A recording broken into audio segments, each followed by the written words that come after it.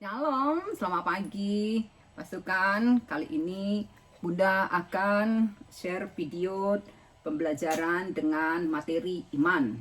Jadi selain Anda nanti bisa menonton video pembelajaran yang sudah ada di LMS kita masing-masing, juga PPT-nya, Anda wajib menonton video ini supaya Anda bisa menjadi semakin paham iman itu apa sih.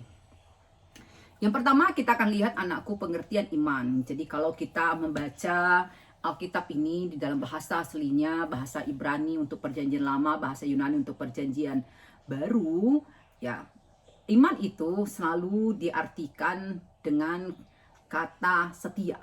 Jadi iman dan setia itu seperti dua sisi mata uang yang tidak bisa dipisahkan anakku. Jadi kalau Anda mengatakan Anda punya iman, maka seharusnya Anda punya kesetiaan. Jadi ibarat dua sisi mata uang. Nah, itu sebabnya Ibrani pasal 11 ayat 1 berkata, iman adalah dasar dari segala sesuatu yang kita harapkan dan bukti dari segala sesuatu yang tidak kita lihat. Jadi iman itu bicara tentang akan sesuatu yang belum kita terima, sesuatu yang belum kita lihat, tetapi karena kita beriman, kita mampu mengatakan iya dan amin, dan kita sambil menantikan apa yang kita harapkan, apa yang kita impikan, yang kita doakan itu menjadi kenyataan, kita setia di dalam prosesnya. Oke? Nah, kali ini beberapa poin-poin tentang iman yang akan kita perdalam itu adalah yang pertama, iman yang menyelamatkan, iman dan perbuatan, iman karena pengenalan, iman dalam hidup sehari-hari. Jadi nanti sambil kita berevaluasi, kita ada di mana? Apakah masih di level yang pertama atau sudah naik ke level yang kedua, ketiga, dan empat? Keren. Ya, yang pertama, iman yang menyelamatkan itu apa sih? Kata kunci anakku dari iman yang menyelamatkan itu adalah informasi. Jadi informasi yang kita dapatkan itu adalah sesuatu yang tepat atau yang bisa dipertanggungjawabkan. Jadi ketika kita menerima informasi yang bisa dipertanggungjawabkan, maka kita bertumbuh dalam pengertian yang benar dan kepercayaan secara pribadi. Nah, jadi misalnya begini, dari sejak Anda kecil, ya Anda kecil, entah Anda sudah paham atau bukan atau belum, Anda kan sudah terbiasa oleh orang tua Anda, ya diajak berdoa, ayo kita berdoa, lipat tangan, tutup mata, seperti itu. Nah, jadi Tuhan Yesus, Anda mendengarkan itu sejak kecil sampai Anda terbiasa. Kemudian ketika Anda dibawa ke sekolah minggu, Anda mendengarkan lagi hal yang sama tentang Yesus, tentang kekristenan, tentang apa yang dilakukan dan sebagainya yang terkait dengan kekristenan. Seiring dengan bertambahnya usia Anda, nah sekolah minggu, kemudian remaja, masuk katekisasi CD, Anda semakin mengerti sesuai dengan informasi yang Anda dapatkan. Anda bertumbuh dalam pengertian yang membuat akhirnya waktu awal Anda tidak paham kenapa orang tua Anda mengajak Anda berdoa kepada Yesus Kristus, lama-kelamaan Anda menjadi mengerti, Anda punya pengertian secara pribadi, ya. Jadi ingat, iman yang menyelamatkan ini kata kuncinya itu adalah ketika seseorang menerima informasi yang benar, informasi yang bisa dipertanggungjawabkan, itu yang akan menuntunnya bertumbuh dalam pengertian yang benar tentang siapa Tuhan, yang kemudian akan menolong dia memiliki kepercayaan secara pribadi kepada Tuhan. Jadi biasanya iman yang menyelamatkan ini anakku, ya dipakai di awal-awal kekristenan atau ya untuk orang-orang yang katakanlah dulu dia tadinya tidak Kristen, lalu ketika dia terima Kristus maka dia kepada dia dikatakan imanmu menyelamatkan engkau, seperti itu. Nah, kita bisa bandingkan hal itu dengan Ibrani 11 ayat 6. Tetapi tanpa iman tidak mungkin orang berkenan kepada Allah, sebab barang siapa berpaling kepada Allah, ia harus percaya bahwa Allah ada dan bahwa Allah memberi upah kepada orang-orang yang sungguh mencari Dia. Contohnya siapa? Abraham. Nah, Anda tahu kisah Abraham ketika usianya sudah uzur, kemudian istrinya dinyatakan mandul, dia belum memiliki keturunan, tetapi kepada Tuhan suatu hari dikatakan, lu coba keluar dari kemah lu, coba lihat langit. Nah, ada berapa banyak bintang di sana? Wah, banyak sekali, aku tidak bisa menghitungnya. Sebanyak itu nanti keturunanmu. Nah, Abraham itu mengiyakan meskipun dia tidak paham, tapi karena dia percaya dengan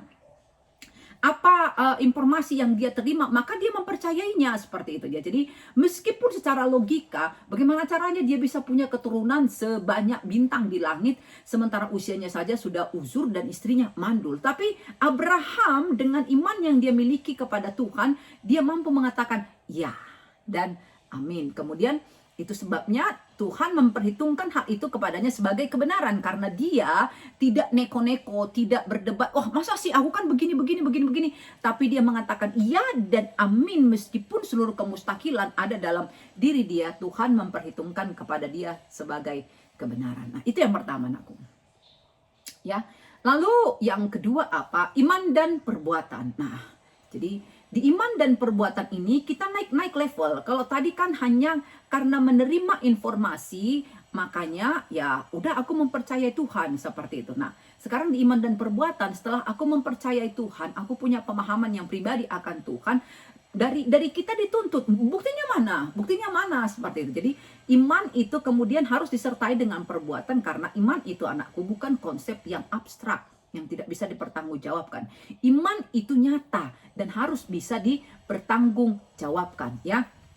Yakobus pasal 2 ayat 17. Demikian juga halnya dengan iman, jika tidak disertai dengan perbuatan, maka iman itu pada hakikatnya mati. Nah, ketika minggu lalu kita bicara, di materi sebelumnya kita bicara tentang keselamatan, kita akan diselamatkan karena grace, karena kasih karunia, bukan karena usaha, bukan karena pekerjaan, tapi murni pemberian Tuhan. Tapi di grace itu, di anugerah itu ada sesuatu yang harus kita lakukan, merespon, menerima anugerah tersebut, sehingga anugerah yang kita terima membuat kita bergerak seperti apa yang kita imani, begitu. Jadi artinya kalaupun misalkan disiapkan sesuatu yang gratis, kalau Anda tidak merespon, Anda tidak akan menikmati yang gratis tersebut. Nah, iman dan perbuatan juga seperti itu.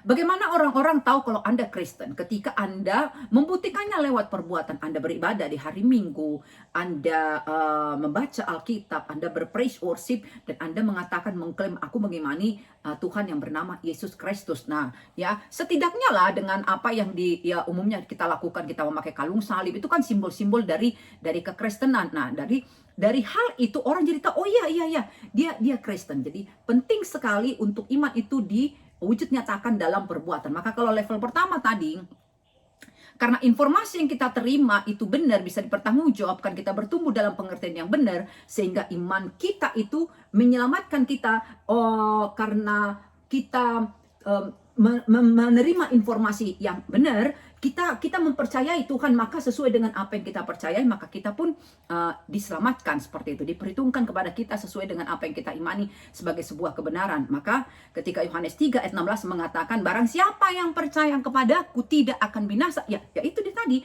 lu kalau percaya kepada Tuhan lu akan selamat. Tapi setelah lu selamat, lu gak berhenti di situ, karena kemudian lu kudu bergerak membuktikan apa yang lu imanin, ya, apa yang lu imanin. Nah, kalau di materi sebelumnya kan Bunda katakan, kerjakan keselamatanmu. Lu sudah mengklaim bahwa lu diselamatkan oleh Kristus, maka hidup dalam keselamatan yang sudah Tuhan berikan. Nah, seperti itu, anakku, ya. Nah, lalu yang ketiga adalah iman karena pengenalan. Makin keren ya. Iman yang menyelamatkan, ya asal percaya saja. Nah, cukup percaya saja. Tapi kemudian naik ke level kedua. Lu udah percaya, buktikan dengan perbuatan. Nah, selalu buktikan dengan perbuatan. Yang ketiga adalah iman karena pengenalan. Penting sekali kita untuk bertumbuh dalam pengenalan yang semakin pribadi akan Tuhan, ya. Hosea pasal 4 ayat 6 apa katanya? Umatku binasa karena tidak mengenal Tuhan. Nah, ingat materi kita yang pertama tentang Tritunggal. Mengenal Tuhan dengan sempurna itu mustahil karena kita ciptaan. Selalu Bunda katakan. Tapi mengenal Tuhan dengan benar itu mungkin dan harus. Kita harus mengenal Tuhan dengan benar supaya kita juga hidup di dalam iman yang benar kepada Dia. Nah, dan karena pentingnya pengenalan itu, Paulus mengatakan seperti ini. Filipi pasal 3, anakku. Filipi pasal 3, keren sekali. Jadi Paulus inilah contoh orang yang bertumbuh di tahap-tahapan iman yang kita bicarakan hari ini. Filipi pasal 3 dikatakan seperti ini ayat 10. Yang ku kehendaki ialah mengenal Dia dan kuasa kebangkitannya dan persekutuan dalam penderitaannya, di mana aku menjadi serupa dengan Dia dalam kematiannya. Ya. Yang ku kehendaki ialah mengenal Dia. Jadi lebih dari apapun yang sudah Paulus tahu tentang Tuhan, tentang agama Yahudi, tentang semua adat istiadat dan ritualnya, dia rindu mengenal Tuhan dengan pribadi, secara pribadi. Nah, itu yang keren. Jadi Bunda selalu katakan, anakku, salah satu alasan kenapa orang menjadi murtad, meninggalkan Yesus, karena dia tidak kenal Tuhan. Lu kalau kenal Tuhan, lu gak akan pernah berpikir saja pun untuk meninggalkan Tuhan, gak akan pernah. Kenapa? Karena terlalu keren. Gak bisa dia dibandingkan dengan apapun dan siapapun. Terlalu menakjubkan pribadinya dan semua hal yang dia lakukan. Itu pentingnya setelah iman kita itu menyelamatkan, kita mengatakan kita percaya kepada Yesus, dan dengan apa yang kita katakan kita diselamatkan, kemudian iman itu kita wujud nyatakan lewat perbuatan, orang-orang akhirnya melihat bukti kalau gue orang Kristen, gue pengikut Kristus. Terlalu penting untuk kemudian gue bertumbuh dalam pengenalan yang pribadi akan Tuhan. Kenapa, anakku? Nah, pahamilah, Bunda katakan di awal tadi, iman itu ya sepaket dengan kesetiaan, faithfulness. Jadi dua sisi mata uang yang tidak bisa dipisahkan. Nah, ketika kita mengenal seseorang, maka kita akan mudah untuk mempercayainya dan akan mudah untuk setia kepada dia. Jadi ketika orang tidak mengenal seseorang, bagaimana dia bisa mempercayainya dan bagaimana mungkin dia bisa setia. Jadi artinya, lu kenal dulu dengan benar, maka lu akan mempercayai dia, kemudian dengan sangat teguh, dan lu akan setia. Jadi apapun kata dunia, kalau kau sudah kenal siapa Tuhanmu, lu akan tetap di kebenaran yang sudah kau temukan tersebut. Maka kadar kepercayaan kita terhadap sesuatu atau seseorang itu menentukan kadar kesetiaan kita, gitu loh. Jadi ketika saya mempercayai Tuhan di level 10 dan saya bertumbuh dalam pengenalan pribadi akan Tuhan juga di level yang 10, maka saya pun akan setia di level yang 10 begitu, bahkan bisa lebih daripada itu. Maka kesetiaan kita dapat dilihat dari seberapa percaya kita pada karakter Tuhan. Seberapa percaya kita pada karakter Tuhan. Catat itu ya. 2 Timotius pasal 1 ayat 12 mengatakan begini. Itu sebabnya aku menderita semuanya ini, tetapi aku tidak malu karena aku tahu kepada siapa aku percaya, dan aku yakin bahwa dia berkuasa memeliharakan apa yang telah dipercayakannya kepadaku hingga pada hari Tuhan. Jadi artinya begini nih, apa yang membuat Paulus bertahan dalam penderitaannya, sebuah kehidupan yang berubah dari zona nyaman menjadi tidak nyaman setelah dia menjadi rasul, setelah dia dipanggil oleh Tuhan, tapi dia bertahan di situ sampai akhir. Apa yang membuatnya? Karena dia tahu siapa yang dia percayai. Ya keren ya. Jadi karena saya tahu siapa yang saya percayai, maka apapun konsekuensi dari hal itu aku enjoy menanggungnya. Jadi sama halnya dengan kalau misalkan Anda punya pacar tuh seluruh dunia mengatakan, kok bisa sih? Kok kamu sih dengan dia? Kok apa? Lu santai aja dengan semua itu. Kenapa? Lu kenal siapa yang kau cintai, ya kan? Lu kenal pacar lu, maka apapun pendapat orang nggak masalah buat lu. Karena kenapa? Lu kenal dia gitu loh. Lu kenal dia, jadi lu nggak akan terpengaruh dengan apa kata orang. Keren ya? Ya, oke ya. Itu yang ketiga. Lalu yang keempat, iman dalam hidup sehari-hari. Nah, terlalu sangat-sangat penting setelah kita mengimani Kristus, kemudian iman itu kita wujudkan dalam perbuatan, kemudian kita bertumbuh dalam pengenalan akan Kristus. Lu tahu apa yang akan terjadi, anakku?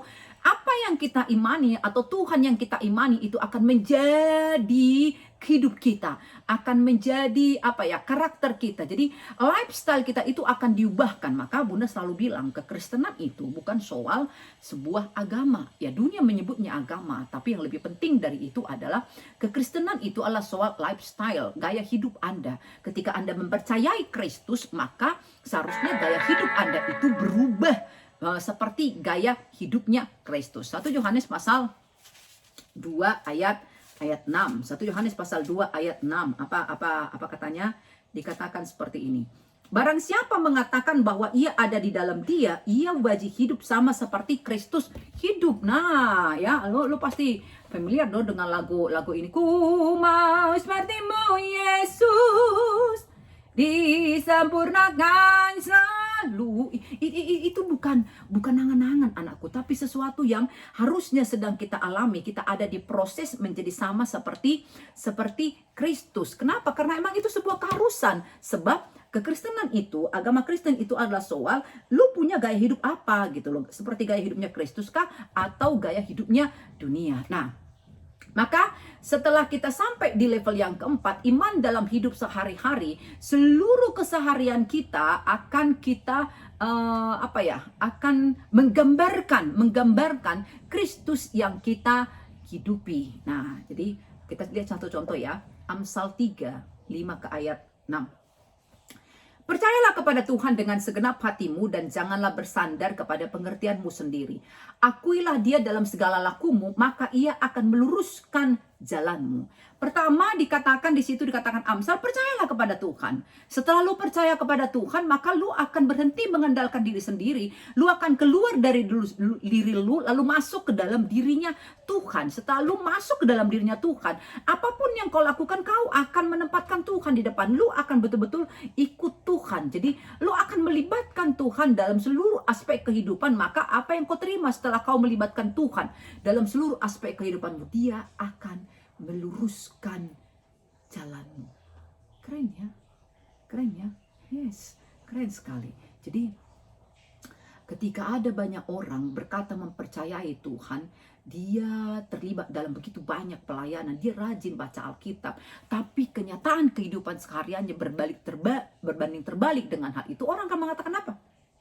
Ih, beneran gak sih dia Kristen? Beneran gak sih dia seorang pelayan? Beneran akan seperti itu. Nah, tapi ketika orang melihat hidup kita itu seperti apa yang kita imani, maka mereka yang tadinya bahkan tidak kenal Tuhan, anakku, akan mengenal Tuhan lewat gaya hidup kita. Jadi lewat kehidupanku, lewat gaya hidupku, aku mentransfer Kristus ke orang-orang atau dunia di sekitarku. Nah, itu yang disebut dengan iman dalam kehidupan sehari-hari. Nah, sekarang Anda bisa melihat ya, Anda di level yang mana?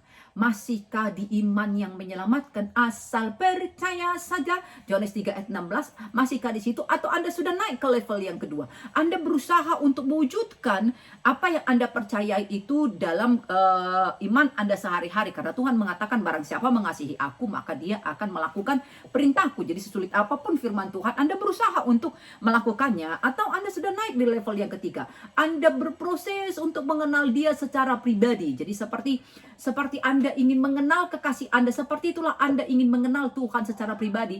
Anda tidak hanya terima katanya, tapi Anda sendiri bergumul dengan Tuhan. Anda sendiri bergaul bersama dengan Tuhan gitu loh. Tidak hanya mendengarkan khotbah, tidak hanya mendengarkan apa kata orang, tapi Anda sendiri memiliki komunikasi yang intim, komunikasi yang teratur dengan Tuhan yang membuat Anda bertumbuh dalam kepekaan. Oh iya, ini Tuhan. Jadi ibaratnya begini, nak. Jadi kalau orang sudah kompak, orang sudah akrab begitu ya, kadang-kadang dengan satu kode aja mereka sudah saling mengerti, nggak perlu ngomong banyak, nggak satu kode misalnya langsung mengerti orang yang sudah akrab dengan dia. Karena kenapa? Mereka sudah bertumbuh dalam pengenalan yang pribadi seperti itu. Nah, jadi ketika kita sudah bertumbuh dalam pengenalan yang pribadi, maka kita akan naik ke level yang paling tinggi tadi. Bagaimana menjadikan Tuhan itu mewujud nyata dalam keseharian kita, sehingga orang-orang melihat Tuhan itu bergerak keluar dari dalam diri kita. Anda di level yang mana, anakku? Berharap sekali Bunda, setelah kita belajar mengenal Tuhan dengan benar, kemudian belajar mengenal siapa diri kita, ternyata kita ini wow dan istimewa, kemudian mengetahui apa yang telah membuat kesegambaran kita dengan Tuhan itu menjadi rusak, sehingga natur kita menjadi berdosa. Lalu bagaimana dengan natur kita yang berdosa, dengan hancurnya hidup kita, Tuhan yang sangat mengasihi kita itu bertindak menyelamatkan kita. Maka di materi ini Anda ditantang, apakah Anda bersedia menerima dia sebagai satu-satunya juru selamat Anda? Apakah Anda bersedia betul-betul mempercayai dia, menghidupi dia di dalam kehidupan Anda? Sebab kau akan menerima persis seperti apa yang engkau imani. Ya, lu kalau mengimani Tuhan dengan setengah-setengah, ya seperti itulah hidupmu nanti. Tapi kalau lu mengimani Tuhan dengan sepenuh hati, lalu menjadikan dia sebagai kontrol, sebagai kompas peta rohani dalam kehidupan lu, maka apa tadi kata firman Tuhan? Diluruskannya jalanmu. Selamat belajar, anakku. Salam sehat, tetap happy. Michael Mahita, semangat dan